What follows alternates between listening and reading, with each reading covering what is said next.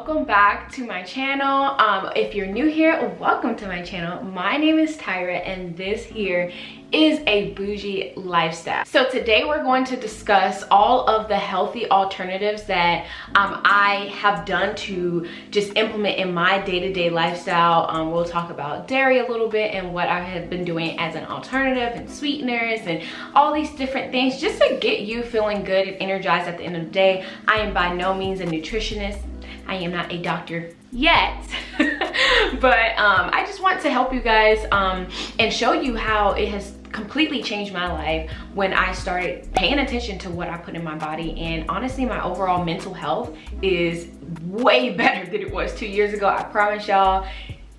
I was struggling with my dieting and just gaining a bunch of weight. So I just kind of wanted to give you guys the tea, the scoop on some alternatives, healthy alternatives that you can do yourself that is not too hard and not super expensive as you think that they might be. So without further ado, let's tune into today's video.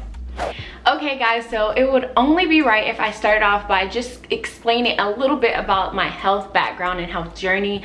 So about 2.5 years ago now, my body was just completely just not listening to me. I don't know what well, actually I do know what happened, but at the time I didn't know what happened. I was just like gaining so much weight in a sense of not like just like I'm excessively eating. I was just like really bloated all the time. Like I just felt like a balloon, like I was swollen or something everywhere, and I was like, yo, what is going on? In a nutshell, I found out that I had a autoimmune disease, and so we won't really get into those details now, but essentially that was what was causing my body to react certain ways, and I didn't realize certain foods was actually triggering these reactions that I later found out, not from my physician. I just want to add that because with my type of disease, like they say food doesn't cause it or whatever. It's just kind of unknown. It's a lot of research being done, but at the end of the day, I started to realize that certain foods were causing my body to react a certain way. Like I couldn't fit any of my clothes, y'all. It was very depressing. Like actually it was one of the most depressing times of my life. I just felt so not me, and even reflecting back on some of those pictures of, you know, that I was taking at the time, I just hate even looking at them because it makes me feel very sad. But now I am fine. So yeah, so that's a little bit of background about that. But I knew that I needed to change my lifestyle, needed to just dissect what I was eating, pay more close attention to what I was putting in my body, and that's what I started to do.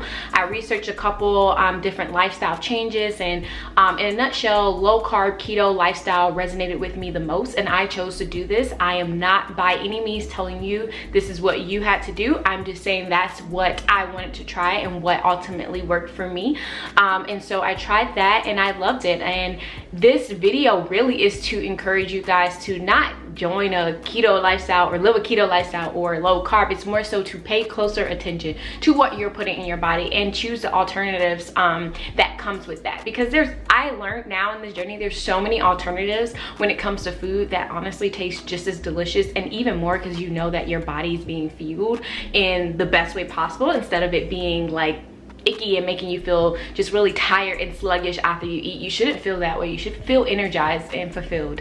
And so yeah, I just really wanted to give you guys just that brief background so you know that I'm just not making some stuff up. This is really particular to my journey. I just encourage you that if you are feeling the same emotions or you want a particular lifestyle diet change, then this video is for you. And quite honestly, I do want to share a shameless plug.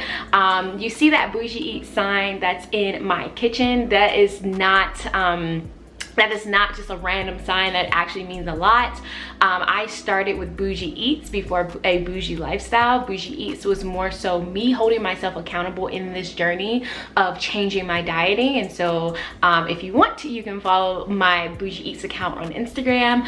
But that account really allowed me to stay accountable by meeting other people around the world that are going through similar things or just wanted a diet change, a lifestyle change, and it's been a great journey thus far. And so I just kind of think life comes full circle, because at the time of doing Bougie Eats, I never in a million years thought I would be here with a Bougie Lifestyle and this YouTube channel. So I think it is a beautiful feeling to connect all of these things holistically and just let you guys know that you can level up in any aspect of your life, and it does not cost an arm and a leg like people tell you. So I hope you guys get a little insight from me today and you apply this in your life if you choose. So one of the first alternatives that I have changed in my lifestyle is now I am more of a dairy-free lifestyle.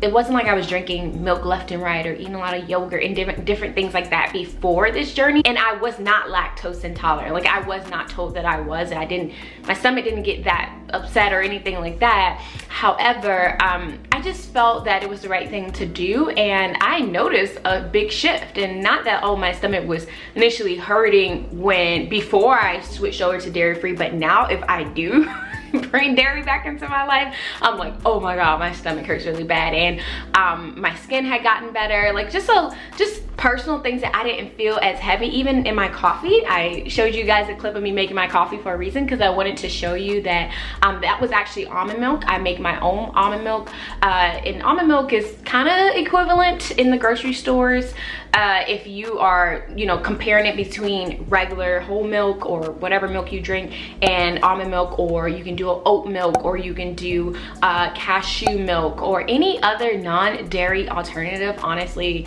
I'm a fan. And I just feel like I used to be scared because, I don't know, y'all, I don't know about you, but I like my coffee really light skinned, as I say. Like, that is not good nowadays, because I realized I was putting like a crap load of cream in there, and it was basically cream, not coffee.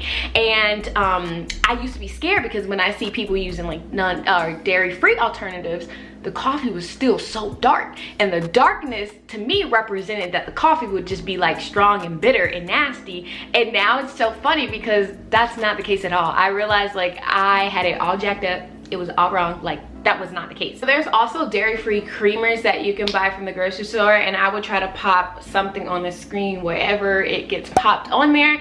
But these are great alternatives as well. I love them. They're usually mixed with almond and coconut milk or something of the latter, because if you want it to be super frothy, having them combined will make it a little bit more frothy, like a half and half or a heavy whipping cream type of feel. So yeah, I encourage you to try it. It's pretty good, guys. This week, as a challenge, if you want to go and try a nice dairy-free coffee, whether it's from your Starbucks or Dunkin' or any local coffee shop, do that, because you just have to start weaning your way into it. But honestly, it's really not bad at all. So that's my #1 alternative. And now moving to number 2. So the next thing that I end up cutting out is gluten. So I try to stay on top of living a gluten-free lifestyle, and kind of what that means is I was never really a huge bread person. Bread wasn't like my weakness per se, but any type of bread that I get now are usually alternative breads, and so I try to get breads that are, you know, dairy-free, preservative-free, all the frees. That's what I like to call it, because it gets kind of hard to keep up with. But things that do not pertain gluten, and gluten has, I mean, certain people have sensitivities to gluten, whether you know it, whether you don't. So that might be a certain reaction that you don't even realize it's the gluten.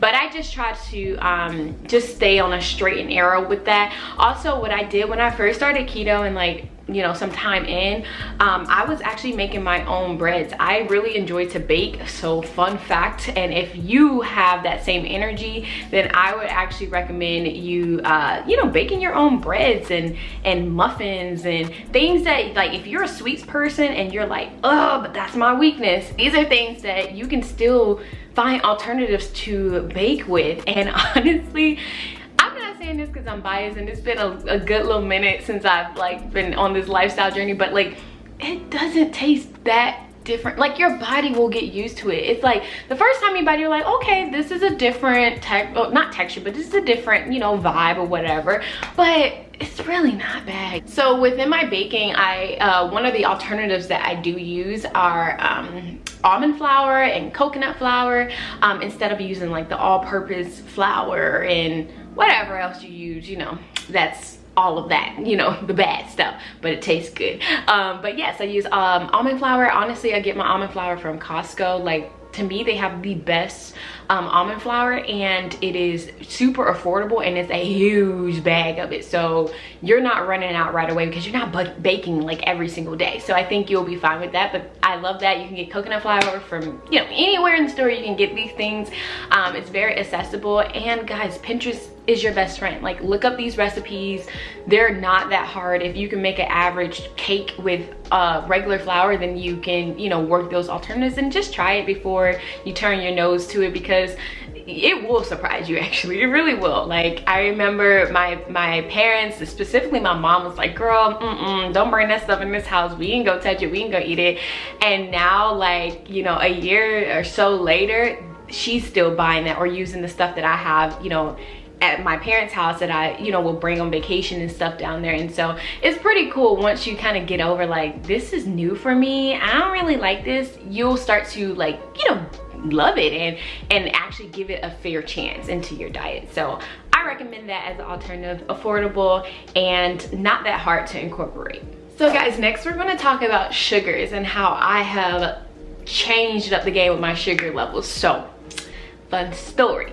So I told you guys before that my coffee used to be real light skin. So that means it used to be heavy cream in there, like a lot of cream, and I used to use a lot of Splenda. Now, I never used just like regular sugar packages. I've always been into Splenda, like my grandmother, my mother, it's a family generation of that. Like, always been into that. And so, and by the way, I've been drinking coffee since I was like months old at this point, because yeah, that's just what it is. And yeah, and I used to drink that a lot, like a lot, until more recently in my health journey, I started to realize like things like sucralose and all of these other additives that are in these sugars, those things, look it up, they play a large part of just craziness that may go on in your body, and that feeling of like crashing, like sugar rush, and like you're like, ooh, coffee, and then you're really hyped, not from the coffee, because if you barely have coffee in there because it's all cream and sugar, you're really hyped from the sugar for real, and then it comes crashing down. And so it can have its long-term impacts if you continue to keep drinking or using Splenda, sugar, sweet and lows, like all of that stuff. And so as an alternative, I now use liquid stevia, or just any type of like monk fruit sweetener. So I have a couple suggestions to show you guys. So one of them being, when I played in my clip earlier in this video, when I made my coffee, it was the liquid stevia drops, and those are really honestly amazing. I get them from Trader Joe's. Side note, I love Trader Joe's, y'all. We go talk about that later. I get them from Trader Joe's. They're about $6. They last a very long time. So when I go to Trader Joe's, which I just went last week, I usually buy 2 at a time. What I do is to just keep smart. I keep one in the car, and then I keep one at home. And so anytime I'm in the car and we stop to go to Dunkin' or wherever, and I need a coffee or I need some tea or something like that, I have my alternative. I don't have any excuses. I don't have to be like, oh, you know what, just give me, you know, the regular sugary stuff. Like, I have that with me, so I don't have to keep putting it in my different purses. It's already in the car and ready to go. And so that's another thing that I would suggest too. Like, when I go to restaurants and stuff, that's one thing I love is sweet tea. Listen, I'm from the South. Argue with your mama, because South Florida is the South, okay? Don't tell me that it's not South. But I'm from South Florida, and I love sweet tea. I was born and raised on it. Now, I was born and raised really on diabetes tea, but we ain't gonna go there. If you know, you know. But I really love sweet tea. And when I'm out, when I'm going to restaurants, I am definitely going to get a sweet tea with lemon. However, I can't do that really anymore because I don't do all that like sugary stuff. So I usually get the unsweetened tea, the unsweetened brewed tea, freshly, not like some fountain stuff. Get the lemons in there, and then just have my liquid stevia. Put some, like literally like squeeze some drops in there, and I promise y'all, like, it is not bad. Like, I can't even express this because I feel like y'all gonna look at this video and be like, girl, that ain't it. That sound crazy. No, please just try it. Just for me, just say you did. You know, if you don't like it, you don't like it. But I promise you, as an advocate for sweet tea and anything sweet, I promise you, it is good. So I love using those. And honestly, you can, it's not just Trader Joe's that sell it. Like, you can go to Sprouts, you can go to Whole Foods and stuff like that. But I will say, I'm trying to keep this affordable finds for you guys. When you go to Sprouts, which I love, Whole Foods, which I love, but it's a time and place for these things. And I love Trader Joe's because they do a good job at making things a little bit more affordable, even though you want that quality of organic, or you want that quality of, you know, sugar-free or whatever, but they make their own versions. And I love that, because at Whole Foods or Sprouts, you gonna rack up. Okay, like that same bottle of stevia, y'all, like, is $20, and I just said the thing was $6, so I buy 2, which is $12. Like, we not doing that. And so these are things that is just, to me, it's an easier change to just start migrating it into your lifestyle. All right, y'all, so we're gonna talk about something that honestly I feel like a lot of y'all are already doing. It is like pretty much the new trend, the new wave. Like, it's not foreign anymore. We're gonna talk about cauliflower. Okay, cauliflower is a gift from the Lord. It's the gift from the Lord because, you know, I can eat pizzas now. I can eat, you know, rice without feeling guilty. I can eat mashed potatoes without feeling guilty and sluggish. Cauliflower is something that I just live by. Like, if you come in my house, you look in the freezer, you're gonna see bags of frozen cauliflower stacked up from Costco, because to me, they got top tier, hands down, organic cauliflower rice that tastes, some of them don't be tasting good, not from Costco, but in general, like, some cauliflower rice, frozen ones don't be like good. I'm putting you on today. If you ever said that I didn't put you on, I put you on, okay? So that one is good. And I love to get the cauliflower mash from Trader Joe's. They have a good, like, kind of like a garlic mash or whatever. But I love that as an alternative. So, like, I used to, when I first started to eat keto, it was really when nobody was really like, cauliflower rice wasn't really like something that's really broadcasted that much. Like, it was still like low-key in the low carby world, people that knew you knew type thing. So, you know, I had to make a lot of my meals at home. Like, I cooked all the time, like every single day, all day. And I remember when I first started making cauliflower rice, it was nasty. It was real, like, I'm gonna be real, it was nasty, because I thought I had to tiptoe around like making it. I thought like, oh, you're not really supposed to, I don't know what I thought, but it was gross. And then I started to realize, like, wait, this is really a rice alternative. So whatever you trying to make with your regular rice, you can make this with it. So jambalaya, that used to be the meal in my little household back in Florida, right?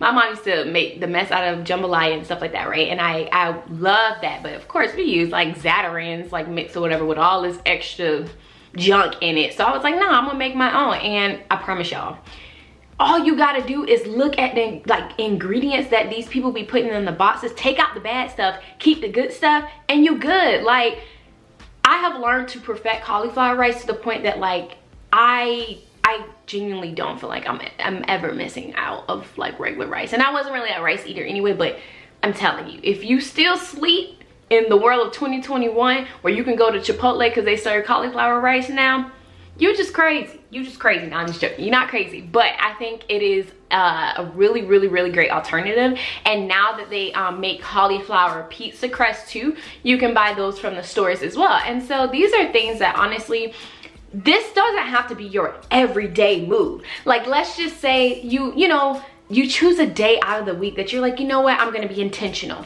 And that day then turned into 2 days, and then 2 days turned into, so it's a learning process, guys. Like, this is not something that really just hit me overnight. Now, I did kind of go cold turkey because that's just my personality, but that is not everybody. Okay, and I acknowledge that, and I want you to know that I acknowledge that. So you guys will be a-okay with just starting off slow or whatever, but cauliflower is like, it's just top tier because you can just use it for many different things, and it kind of fits the flavor of kind of what you're making and the spices that you put in. Like, top tier. Another thing I have been doing is, instead of using like regular pasta, because I don't eat pasta as well, I use like pasta alternatives. For instance, like heart of palm. And I know that's kind of like, what the hell is that? Because quite honestly, kind of to this day, I really don't know what it is. It's a vegetable or whatever, but don't ask me where it's, I don't know. Moral of the story is, there's this company that I like that I have had the best heart of palm pasta from them, because everybody else sometimes is like, this, it really fits the flavor. Like if you're making pasta and you whip that thing in the sauce that you make it with the chicken and the shrimp and then whatever you make it just forms. I promise you, I'm not gonna lie. My friend came over last week. He made pasta for me and we used that instead. And he was like, yo, I really thought I was gonna have to lie to you. I thought I was gonna have to lie to you. Do you hear that? He said he thought he was gonna have to lie to me and say it was good, because he was like really nervous to eat it. And he was like, whoa, this is actually not bad. So try that as well. I'll pop that on the screen somewhere too.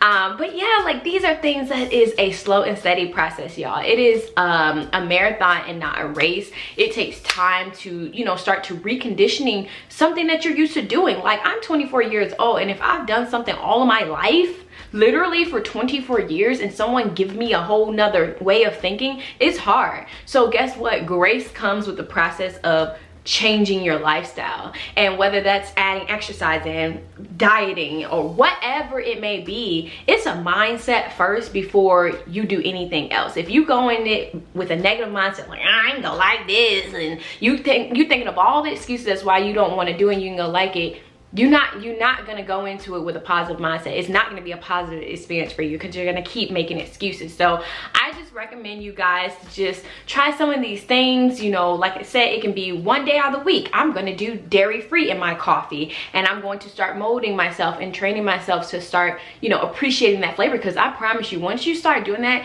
you're not gonna like the dairy options as much, and you're gonna see a difference in your stomach. I promise you, you really will, even if you're not lactose intolerant. So I'm just so like thankful of this journey, because it has opened just so many doors of me understanding my body. And that's another thing too, like we are grown people, or we're growing people, and sometimes people even that are, you know, much older in life still don't understand their bodies, and it's because you never took the time to get to know what you need and what feeds you. And so and I mean this quite literally with the food thing, and even spiritually, guys. Like all of these things play a really big part of your day-to-day life. So if you are low on energy, if you are just like struggling with bloatedness and different things like that, and you're realizing your body is kind of changing, start implementing things that could work for you and do research. And that's what I love to do. I love to educate myself, and I love to help other people too.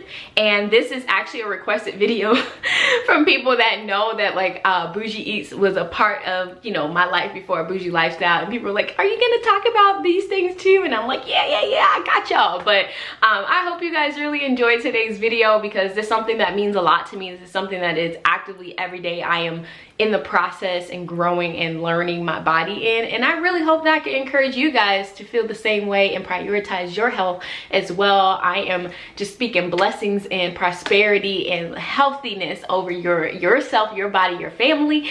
But yes, guys, and I just want to say before I end this video, guys, we are kind of closer. We're closer to the 200 subscriber goal by the end of April. We have 15 more days, guys, 15 more days until April. Well, by the time you see this video, it'll be less than 15 days. So that means you gotta get it together and help me out, y'all. But yes, I really had a goal to have 200 subscribers by the end of April, and I really want to achieve that goal. So if you haven't already, please consider subscribing. I would really appreciate it if you can share this video or any of my videos with your friends and family. I love you guys so much. Thank you for your love and support and your comments and all of those things. Do not forget to follow me on Instagram for just more day-to-day updates of my house and just lifestyle stuff. I post all that stuff on there as well. But yes, guys, I hope you enjoyed today's video, and I will see you next week. Bye.